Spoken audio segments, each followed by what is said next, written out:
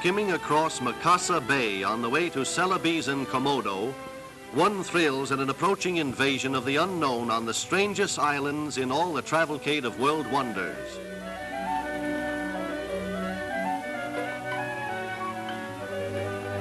The harbor is filled with weather-beaten craft that have endured for generations. Makassar, a Dutch Indies metropolis, gives Celebes the last touch of modern civilization on this strange journey.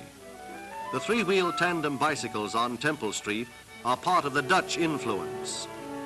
The misfortunes of war that have hit Holland are reflected in Makassar, where the peaceful flow of life shown here has been rudely disjointed by the cyclone that is sweeping around the world.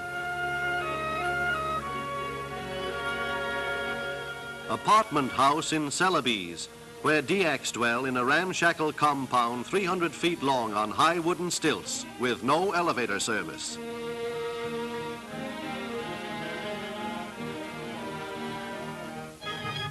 A visiting Toraja tribesman who carries his own palm wine in his own bamboo container.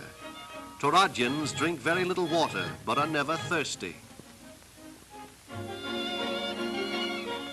Outside Makassar frolics the Anoa, or forest cow, found nowhere else but in Celebes. Slightly larger than a sheep, this animal oddity seems like a composite goat, cow, and water buffalo.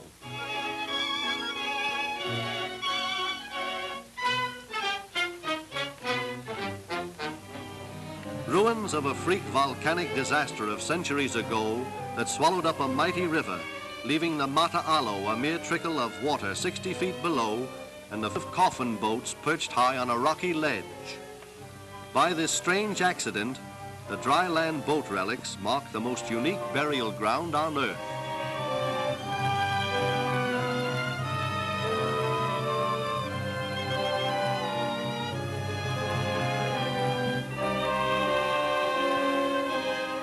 The Toraja tribes cling to this desolation with a superlative regard for their dead, whose remains are taken to repose in the rock-walled tombs close by the 500-year-old coffin boats.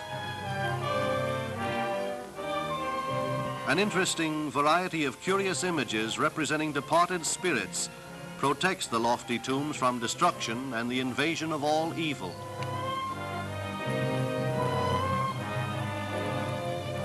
Until a few years ago, the Torajans were headhunters. In Bonaran, their chief village, they are now a docile race. The stranded boats on the rock cliff serve as the motif for the architecture of their present homes. The remarkable dances of a heathen ritual are intended to memorialize the departed of the 12 Torajan tribes, as well as to drive away the spirits of evil.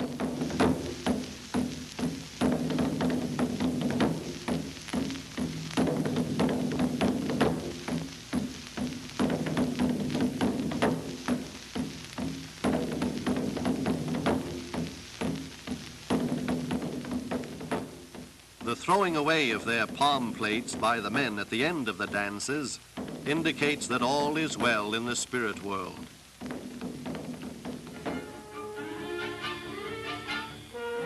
The house containing a corpse long dead and decorated with charm tokens marks the strange superstition that a Torajan dies 3 times, once at death, once while his spirit wanders, and once at his reincarnation as a bird or animal. The villagers observe the 3rd death with a feast of the dead. Barbecued buffalo meat and palm wine drawn from trees savor the feast. There is always a bountiful repast, and no one thinks of doing any work while the festival is in progress. The palm wine has a potent power and inspires the younger set to step out in dances that are reverential but joyful.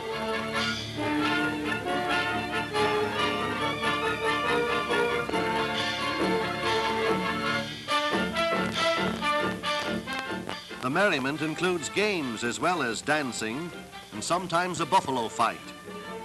After a week of drinking and dining for the dead, the mourners are most happily sad.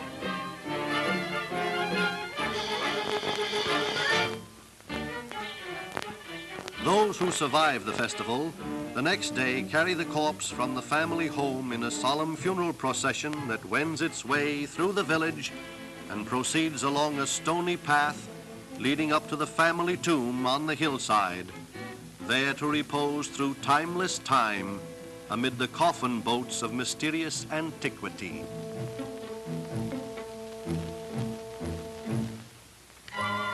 Now for the thrill of a daring expedition to photograph the varana, a fiery-tongued monstrosity. Sailing across Lea Bay and sighting Komodo Island, the only native habitat on Earth of the living dragon. Deep in the Far East, Komodo is a little island of large tails that have terrified sailors the world over. The sailors described it as a land of devils and monsters. Main street of Komodo's only village of 90 persons. Komodo means the land of fools and was formerly a prison colony. It required hours for the landing party to anchor and get everything ashore, including cameras and equipment for the dragon hunt. The morning of the big day, a tropical dawn over lizard land.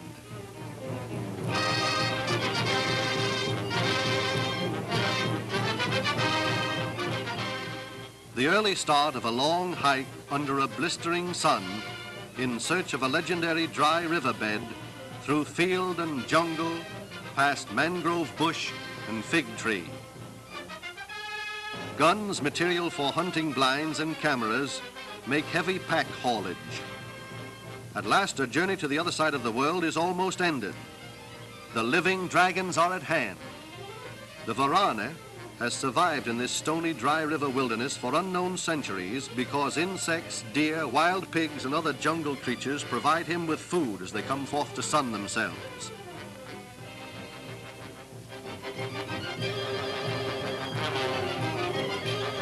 The living dragon is in truth a giant lizard, sometimes attaining a length of 9 feet. When infuriated, he is a killer, using his tail in a circular lunge on the attack. His long forked tongue is a pinkish-white color that flames like phosphorus. It is soft and pliable, being used to spear hundreds of insects as the strange creature lumbers along. The varana is hatched from an egg and has the characteristics of a snake. Truly, there is no more distinct creature than the giant lizard whom ancient Chinese mariners conjured into the ferocious mythical dragon. With unforgettable memories of the varana, Earth's only living connection with a prehistoric past, we leave the weird land of Komodo.